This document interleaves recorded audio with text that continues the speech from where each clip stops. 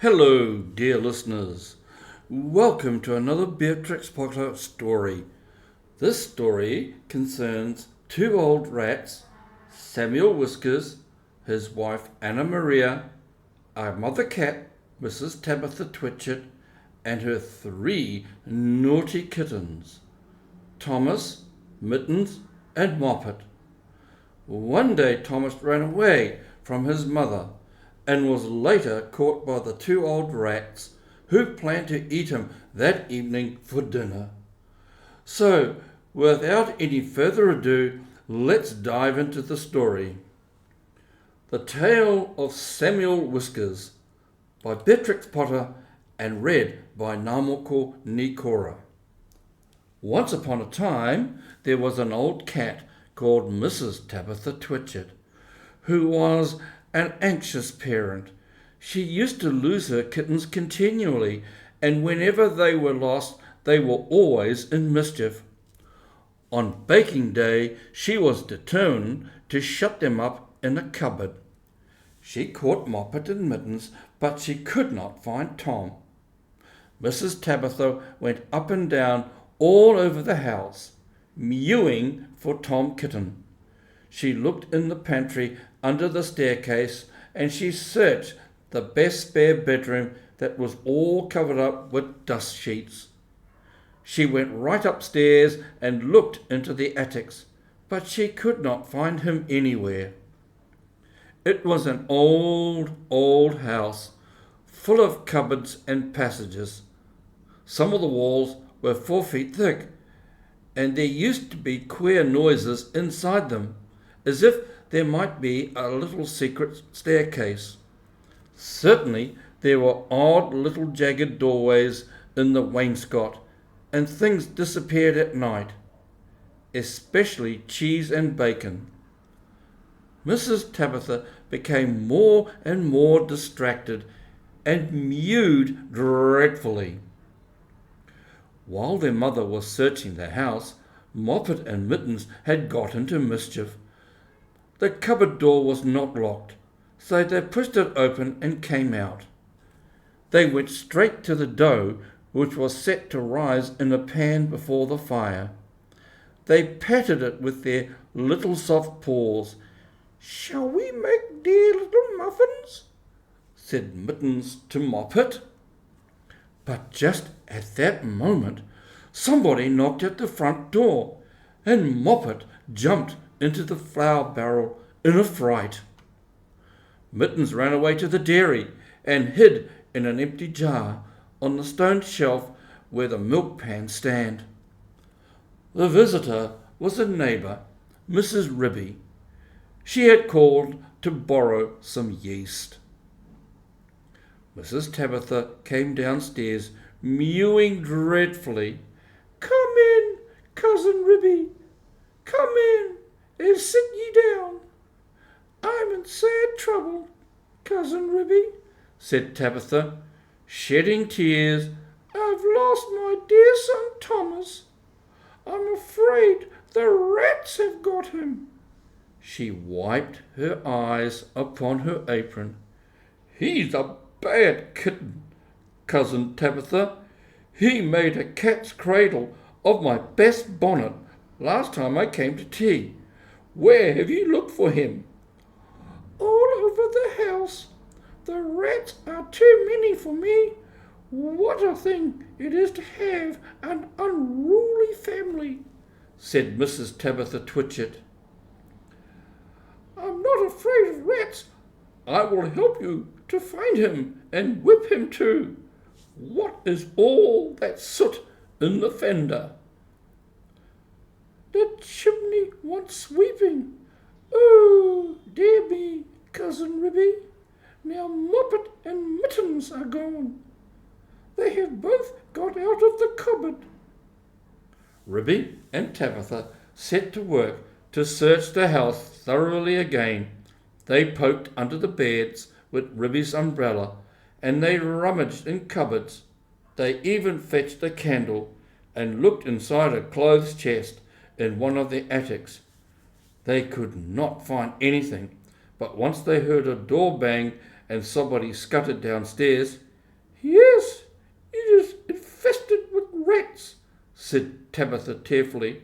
"I caught 7 young ones out of one hole in the back kitchen, and we had them for dinner last Saturday. And once I saw the old father rat, an enormous old rat, Cousin Ribby. I was just going to jump upon him when he showed his yellow teeth at me and whisked down the hole." "The rats get on my nerves, Cousin Ribby," said Tabitha. Ribby and Tabitha searched and searched. They both heard a curious roly-poly noise under the attic floor, but there was nothing to be seen. They returned to the kitchen. "Here's one of your kittens at least," said Ribby, dragging Moppet out of the flour barrel. They shook the flour off her and set her down on the kitchen floor. She seemed to be in a terrible fright. "Oh, mother," said Moppet, "there's been an old woman rat in the kitchen, and she's stolen some of the dough." The two cats ran to look at the dough pan. Sure enough, there were marks of little scratching fingers, and a lump of dough was missing. "Which way did she go, Moppet?" But Moppet had been too much frightened to peep out of the barrel again. Ribby and Tabitha took her with them to keep her safely in sight while they went on with their search. They went into the dairy. The first thing they found was Mittens, hiding in an empty jar. They tipped up the jar and she scrambled out. "Oh, mother," said Mittens. "Oh, mother, there has been an old man rat in the dairy. A dreadful enormous big rat. Mother, he's stolen a pair of butter and the rolling pin." Ribby and Tabitha looked at one another. "A rolling pin and butter? Oh, my poor son Thomas," exclaimed Tabitha, wringing her paws. "A rolling pin?" said Ribby. "Did we not hear a rolling pin in the attic when we were looking into that chest?" Ribby and Tabitha rushed upstairs again. Sure enough, the roly-poly noise was still going on quite distinctly under the attic floor. "This is serious, Cousin Tabitha," said Ribby. "We must send for John Joyner at once, with a saw." Now, this is what had happened to Tom Kitten, and it shows how very unwise it is to go up a chimney in a very old house, where a person does not know his way and where there are enormous rats. Tom Kitten did not want to be shut up in a cupboard. When he saw that his mother was going to bake, he was determined to hide. He looked about for a nice convenient place, and he fixed upon the chimney. A fire had only just been lighted, and it was not hot, but there was a white, choky smoke from the green sticks. Tom Kitten got upon the fender and looked up. It was a big old-fashioned fireplace. The chimney itself was wide enough inside for a man to stand up and walk about, so there was plenty of room for a little tom cat. He jumped right up into the fireplace, balancing himself upon the iron bar where the kettle hangs.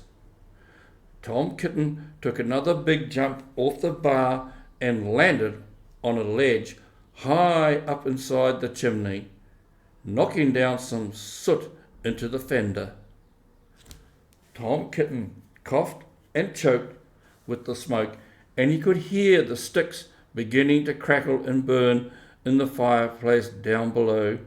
He made up his mind to climb right to the top and get out of the slates and try to catch sparrows. "I cannot go back. If I slip, I might fall in the fire and singe my beautiful tail and my little blue jacket." The chimney was a very big old-fashioned one. It was built in the days when people burnt logs of wood upon the hearth. The chimney stack stood up above the roof like a little stone tower, and the daylight shone down from the top under the slanting slates that kept out the rain. Tom Kitten was getting frightened. He climbed up and up and up. Then he waded sideways through inches of soot. He was like a little sweep himself. It was most confusing in the dark. One flue seemed to lead into another. There was less smoke, but Tom Kitten felt quite lost. He scrambled up and up, but before he reached the chimney top, he came to a place where somebody had loosened a stone in the wall. There were some mutton bones lying about. "This seems funny," said Tom Kitten. "Who has been gnawing bones up here in the chimney? I wish I had never come. And what a funny smell! It is something like mouse, only dreadfully strong. It makes me sneeze," said Tom Kitten. He squeezed through the hole in the wall and dragged himself along a most uncomfortably tight passage where there was scarcely any light. He groped his way carefully for several yards.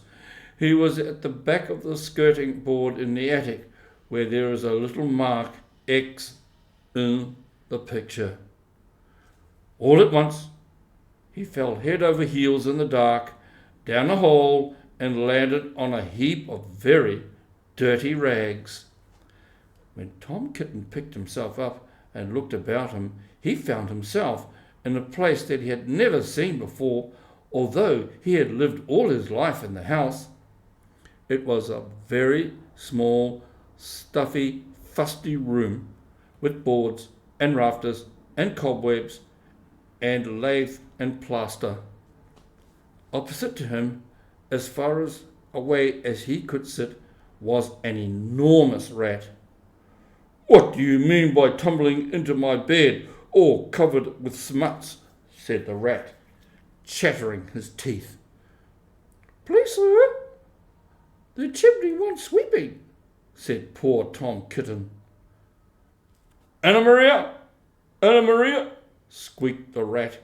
There was a pattering noise, and an old woman rat poked her head around a rafter. All in a minute she rushed upon Tom Kitten, and before he knew what was happening, his coat was pulled off, and he was rolled up in a bundle and tied with a string in very hard knots. Anna Maria did the tying. The old rat watched her and took snuff.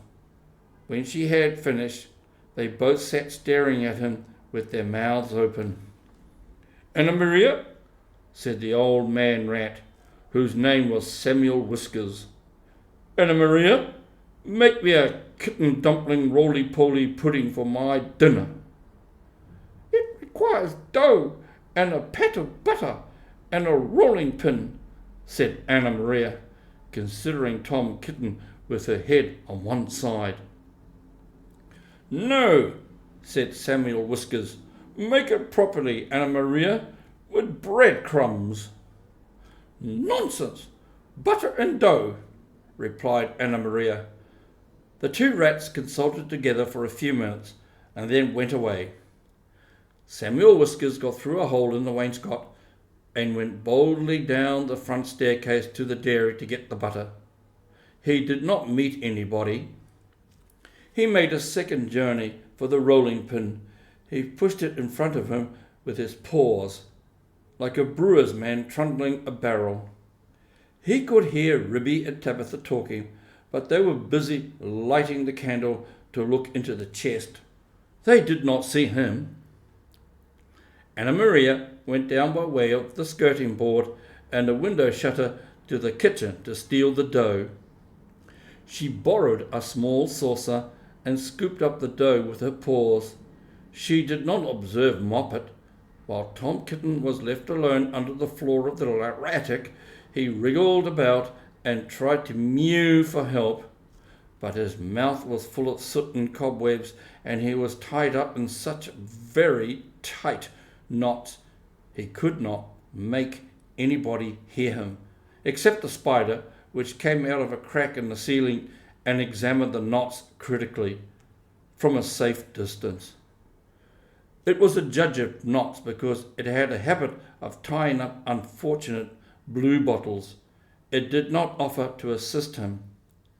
Tom Kitten wriggled and squirmed until he was quite exhausted. Presently, the rats came back and set to work to make him into a dumpling. First, they smeared him with butter. Then they rolled him in the dough. "Will not the string be very indigestible, Anna Maria?" inquired Samuel Whiskers. Anna Maria said she thought it was of no consequence, but she wished that Tom Kitten would hold his head still, as it disarranged the pastry. She laid hold of his ears. Tom Kitten bit and spat and mewed and wriggled, and the rolling pin went roly-poly, roly-roly, poly-roly. The rats each held an end. "His tail is sticking out. You did not fetch enough dough, Anna Maria." "I fetched as much as I could carry," replied Anna Maria. "I do not think," said Samuel Whiskers, pausing to take a look at Tom Kitten, "I do not think it will be a good pudding. It smells sooty." Anna Maria was about to argue a point when all at once there began to be other sounds above, the rasping noise of a saw and the noise of a little dog scratching and yelping. The rats dropped the rolling pin and listened attentively. "We are discovered and interrupted, Anna Maria. Let us collect our property and other people's and depart at once. I fear that we shall be obliged to leave this pudding. But I am persuaded that the knots would have proved indigestible, whatever you may urge to the contrary. Come away at once and help me to tie up some mutton bones in a counterpane," said Anna Maria. "I have got half a smoked ham hidden in the chimney." So it happened that by the time John Joiner had got the plank up, there was nobody under the floor except the rolling pin and Tom Kitten in a very dirty dumpling. But there was a strong smell of rats, and John Joiner spent the rest of the morning sniffing and whining and wagging his tail, and going round and round with his head in the hole like a gimlet. Then he nailed the plank down again and put his tools in his bag and came downstairs. The cat family had quite recovered. They invited him to stay to dinner. The dumpling had been peeled off Tom Kitten and made separately into a bag pudding with currants in it to hide the smuts. They had been obliged to put Tom Kitten into a hot bath to get the butter off. John Joiner smelt the pudding, but he regretted that he had not time to stay to dinner because he had just finished making a wheelbarrow for Miss Potter, and she had ordered 2 hen coops. And when I was going to the post late in the afternoon, I looked up the lane from the corner, and I saw Mr. Samuel Whiskers and his wife on the run, with big bundles on a little wheelbarrow which looked very like mine. They were just turning in at the gate to the barn of Farmer Potatoes. Samuel Whiskers was puffing and out of breath. Anna Maria was still arguing in shrill tones. She seemed to know her way, and she seemed to have a quantity of luggage. I am sure I never gave her leave to borrow my wheelbarrow. They went into the barn and hauled their parcels with a bit of string to the top of the haymow. After that, there were no more rats for a long time at Tabitha Twitchett's. As for Farmer Potatoes, he has been driven nearly distracted. There are rats and rats and rats in his barn. They eat up the chicken food and steal the oats and bran, and make holes in the meal bags. And they are all descended from Mr. and Mrs. Samuel Whiskers, children and grandchildren and great-great-grandchildren. There is no end to them. Moppet and Mittens have grown up into very good rat catchers. They go out rat catching in the village and they find plenty of employment. They charge so much a dozen and earn their living very comfortably. They hang up the tails in a row on the barn door to show how many they have caught, dozens and dozens of them. But Tom Kitten has always been afraid of a rat. He never faces anything that is bigger than a mouse. The end.